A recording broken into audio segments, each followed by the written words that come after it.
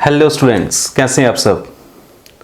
जैसे कि आप अपनी स्क्रीन पर देख ही रहे हैं कि आज का टॉपिक आपका differences between accountancy and accounting रहेगा। कल यानी कि लास्ट प्रीवियस लेक्चर में आपने बुक कीपिंग वर्सेस अकाउंटिंग का डिफरेंस देखा था और आपको याद होगा वहाँ पर जो आपने मीनिंग या फिर पर्पस, उसके लिए स्पेशलाइजेशन और उसके लिए किस तरह के स्टाफ की रिक्वायरमेंट होती है, वो आपने मेन पॉइंट्स जो है डिफरेंसेस के देखे थे।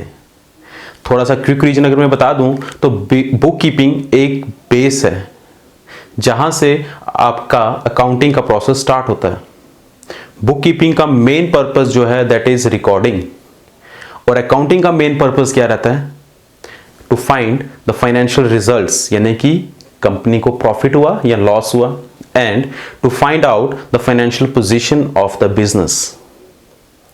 याद रखिएगा कि बुक कीपिंग का मेन पर्पस रिकॉर्डिंग होता है और अकाउंटिंग का main purpose to find out financial results and financial position of the business. Results का मतलब प्रॉफिट या लॉस और पोजीशन जब मैं टर्म यूज कर रहा हूं, पोजीशन का मतलब कि कंपनी के पास कितने एसेट्स यानी कि कितने अपने रिसोर्सेज हैं और कितनी लाइबिलिटीज हैं, मींस कितना पैसा उसको पे करना है आउटसाइडर्स को। देन उसके बाद मैंने उसमें आपको बताया था कि किस तरह के स्टाफ की रिक्वायरमेंट होती है। तो बुक कीपिंग के लिए मैंने कहा था लो लेवल स्टाफ और अकाउंटिंग के लिए मैंने कहा था हायर लेवल स्टाफ की जरूरत रहती है। और फाइनली उसमें मैंने लास्ट डिफरेंस जो आपको बताया था दैट इज स्पेशलाइजेशन। जब बुक कीपिंग आपको पता है कि लोअर लेवल का क्लर्क उस काम को सही ढंग से कर सकता है तो उसके लिए जाहिर सी बात है कि स्पेशलाइजेशन की भी जरूरत नहीं रहेगी। और अकाउंटिंग के लिए आपको स्पेशलाइज्ड नॉलेज होना चाहिए। एक अकाउंटेंट ही जो है अकाउंटिंग का काम यानी कि अकाउंटिंग के फंक्शन परफॉर्म कर सकता है। एक आम इंसान के लिए वो पॉसिबल नहीं है। उसके लिए आपको अकाउंटिंग के कंसेप्ट्स, अकाउंटिंग के प्रिंसिपल्स, अकाउंटिंग की गाइडलाइंस सब कुछ आना चाहिए, तभी जाके आप अकाउंटिंग का काम कर सकते हैं।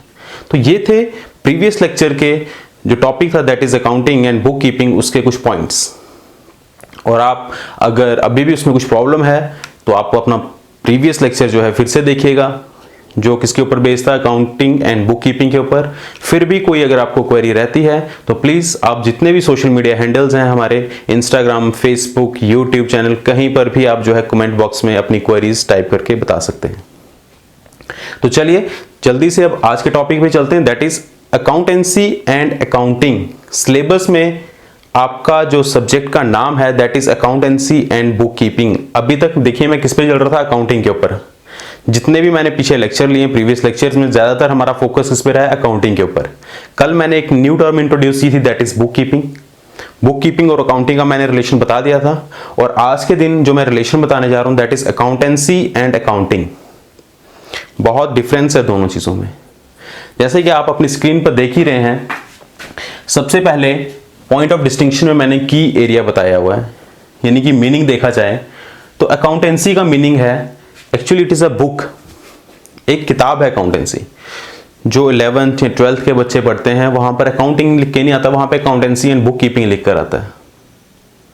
और मैं आपको एक बात बता भी दूं कि जो आपका अकाउंट असिस्टेंट का सिलेबस है ना, वो पूरा 11th और 12th क्लास का सिलेबस है, 11th और 12th एकेडमिक जो रहता है। तो सो स्टूडेंट्स, अगर 11वीं और 12वीं क्लास का बच्चा उस सिलेबस को कवर करने में 2 साल लगा लेता है, ओके, तो आपका वही सिलेबस अकाउंट असिस्टेंट में है। तो आप सोचिए कि कितना डीप हमें पढ़ना चाहिए। जैसे बच्चे कुछ कह रहे हैं कि सर बहुत ही डीप पढ़ाए जा रहे हो आप। अरे कहां डीप पढ़ा रहा हूं यार, देखिए ना कि 2 साल का सिलेबस आप मुझे क्या 50 या 60 डेज नहीं दोगे इसको कवर करने के लिए। इतने फाइन कंसेप्ट हो जाएंगे, इतने क्रिस्टल क्लियर कंसेप्ट आप लोगों के हो जाएंगे कि आप इन केस अगर 2 लाख बच्चों की रजिस्ट्रेशन भी होती है वहां पर भी आप कंपीट कर पाओगे। इसलिए इस सब्जेक्ट को अच्छे से टाइम दीजिए। मेरी रिक्वेस्ट है साइंस स्ट्रीम और आर्ट स्ट्रीम के बच्चों से कि वो बिल्कुल ही डीपली जो है इन कंसेप्ट्स को ध्यान से देखें।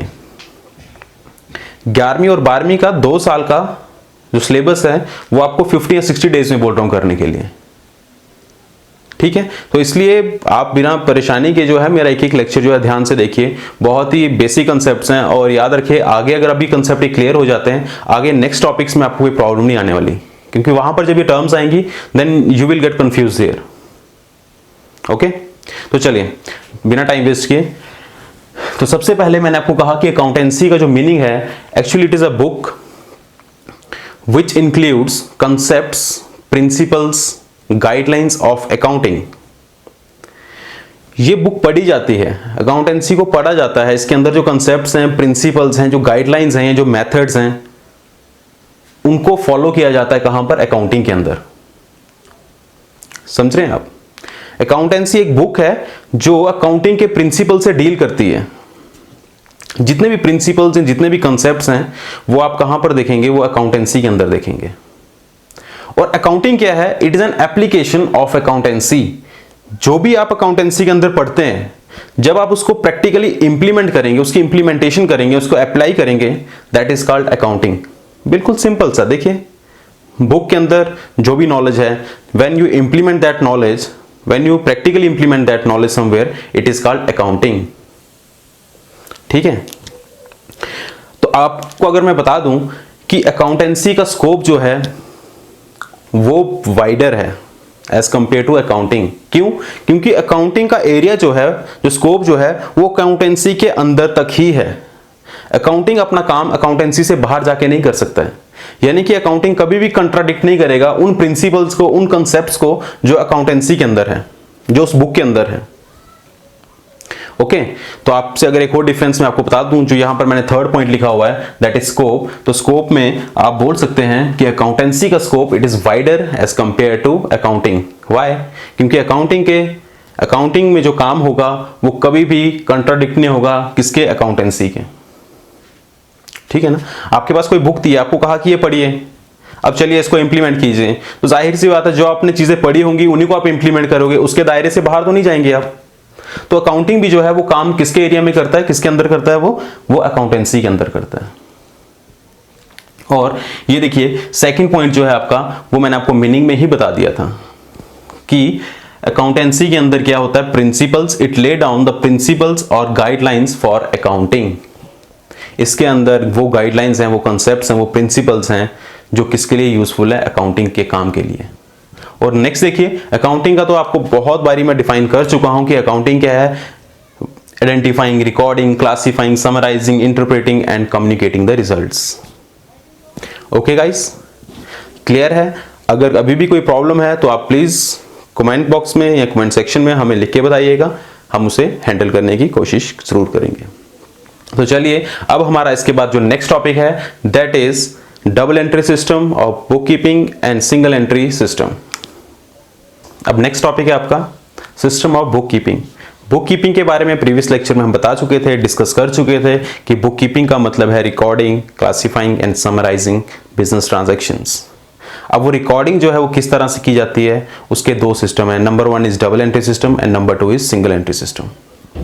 सबसे पहले हम डबल एंट्री सिस्टम पर चलते हैं। थोड़ी टेक्निकल टर्म्स हैं, समझिए कि इनकी जो है आगे प्रैक्टिकल इंप्लीकेशंस भी हैं, तो इसलिए अभी सिर्फ कंसेप्ट को थोड़ा ध्यान से देखिएगा। बाकी जो भी इसके ऊपर प्रैक्टिकल क्वेश्चंस आएंगे या प्रॉब्लम्स आएंगी, उनको हम आने वाले दिनों में जो है यहाँ पर डिस्कस करेंगे। तो चलिए देखते हैं कि डबल एंट्री सिस्टम क्या है। डबल एंट्री सिस्टम क्या कहता है, पहले मैं आपको बता देता हूँ, देन आप नोट कर लीजिएगा। डबल एंट्री सिस्टम क्या कहता है कि every transaction has two aspects. सभी ट्रांजैक्शंस के, जितनी भी एक बिजनेस के अंदर फाइनेंशियल ट्रांजैक्शंस हो रही हैं, उनके दो एस्पेक्ट हैं। Number 1 is debit and second 1 is credit. तो सबसे पहला पॉइंट आपने इसमें यही याद रखना है कि there are two aspect of the transactions, that is debit and credit. Debit credit से कुछ याद आया, फर्स्ट लेक्चर में जब इंट्रोडक्शन ऑफ अकाउंटिंग का फर्स्ट लेक्चर था, वहां पर मैंने आपको ओरिजिन ऑफ अकाउंटिंग में एक नाम बताया था, दैट इज ल्यूका पिक्योली, और कहा था बहुत ही फेमस पर्सनैलिटी, और फेमस पर्सनैलिटी क्या है? He is the father of the modern accounting. उन्होंने ही एक बुक में ये दो टर्म इंट्रोड्यूस की थी, और उन्होंने वहां पर कहा था कि हर ट्रांजैक्शन के दो एस्पेक्ट होंगे, यानी कि हर ट्रांजैक्शन की रिकॉर्डिंग दो साइड की जाएगी, एक डेबिट साइड और दूसरी क्रेडिट साइड। क्लियर है? To aspect of transaction, number 1 is debit and second 1 is credit. और उसके बाद देखिए, मैंने वही पॉइंट यहाँ पे लिखा हुआ है कि हर ट्रांजैक्शन को जो है वो डेबिट साइड भी रिकॉर्ड होती है और वो क्रेडिट साइड पर भी रिकॉर्ड होती है। तो आप ये समझिए कि डेबिट और क्रेडिट ये दो साइड्स हैं एक अकाउंट की। कुछ एंट्रीज डेबिट में आती हैं ट्रांजैक्शंस की, और कुछ ट्रांजैक्शंस जो हैं क्रेडिट साइड में आती हैं। ठीक है, तो चलिए एग्जांपल से इस पॉइंट को समझते हैं कि डबल एंट्री सिस्टम है क्या। सपोज मिस्टर एक्स ने कुछ सामान बेचा कैश पर। Mister x sold goods on cash. Okay, mister x sold goods on cash. तो देखिए इस ट्रांजैक्शंस में भी दो तरह के इवेंट्स हैं। Number one is mister x क्या कर रहा है, कैश रिसीव कर रहा है और साथ ही साथ गुड्स को क्या कर रहा है, बेच रहा है। तो मिस्टर एक्स के लिए ट्रांजैक्शन के दो एस्पेक्ट हुए नहीं हुए, एक तो कैश रिसीव कर रहा है, ओके, और दूसरी साइड वो क्या कर रहा है, गुड्स की सेल कर रहा है। कैश आ रहा है और सामान बाहर जा रहा है। तो अब देखिए इसको जो है दो जगह रिकॉर्ड किया जाएगा। अभी आप सिर्फ इतना याद रखिए कि कैश को डेबिट और यहां पे जो सेल हुई है उसको क्रेडिट किया जाता है। मैंने आपको बस यही बताना था कि होगा क्या इस ट्रांजैक्शन से। Cash account is debited and sales account is credited. ये डेबिट क्या होगा, क्रेडिट क्या होगा, ये आने वाले लेक्चर्स में हम बहुत अच्छे से इसको डिस्कस करने जा रहे हैं। अभी मैंने आपका जो मेन फोकस जो है वो सिर्फ डबल एंट्री सिस्टम पर रखना है कि डबल एंट्री सिस्टम कहता क्या है। तो आई थिंक आपको ये क्लियर हो गया कि डबल एंट्री सिस्टम में क्या कहा जाता है कि हर ट्रांजैक्शन के दो एस्पेक्ट होंगे और जिनका नाम क्या है, डेबिट और क्रेडिट।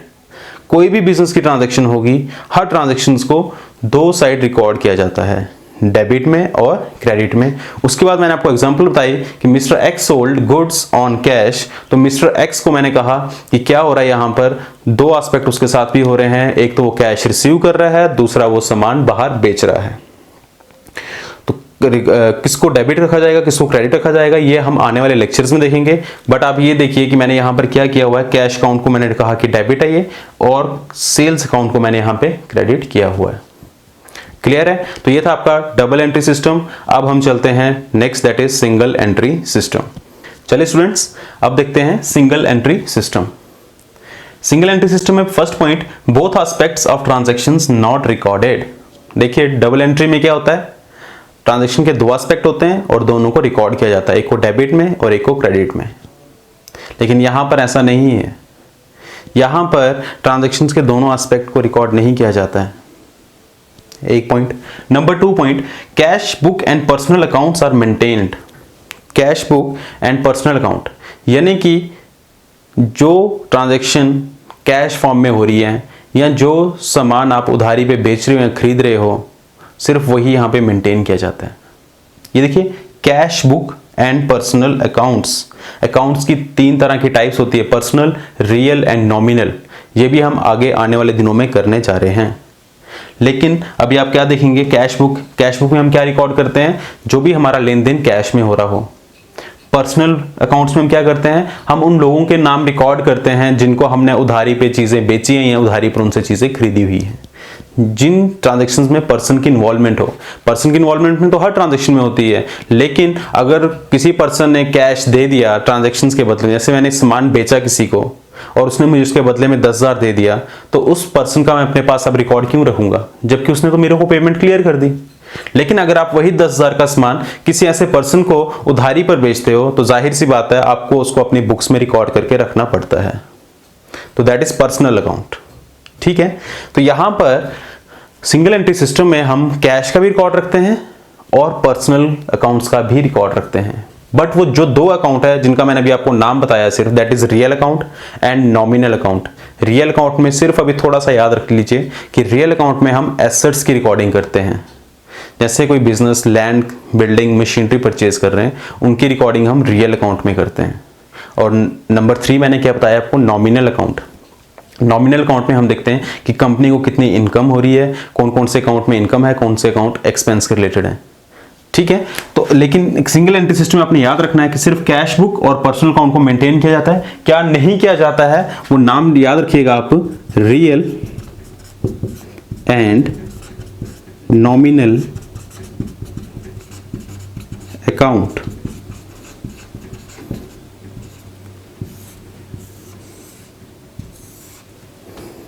ये चीज यहां पे रिकॉर्ड नहीं की जाती है। रियल का याद रहा, एसेट्स के रिलेटेड जो भी ट्रांजैक्शंस होती हैं वो रियल अकाउंट में आती हैं, और नॉमिनल अकाउंट में क्या आते हैं, कंपनी के या बिजनेस ऑर्गेनाइजेशन के इनकम और एक्सपेंसेस। तो सिंगल एंट्री सिस्टम ना ही एसेट्स के रिलेटेड एंट्री करता है कि कंपनी ने कौन सी एसेट खरीदी, उसको भी रिकॉर्ड नहीं करता है, ना ही ये रिकॉर्ड करता है नॉमिनल अकाउंट्स को, ना कंपनी के एक्सपेंसेस क्या है, इनकम है, उसको भी रिकॉर्ड नहीं करता है। ओके गाइस, तो फिर ये करता क्या है, ये सिंपल यार, सिंपल क्या काम करता है, ये कैश रिकॉर्ड करेगा, ठीक है, कैश बुक मेंटेन करेगा, आज कितने का सामान बेचा, कितने का खरीदा, और नंबर 2 पर्सन का रिकॉर्ड रखेगा जिनको उधारी पे सामान लिया या उनको बेचा हुआ है। ओके, तो ये प्रैक्टिस कहां पे फॉलो होती है, प्रैक्टिस पहले फॉलो हुआ करती थी, डबल एंट्री सिस्टम से पहले यही फॉलो किया करते थे।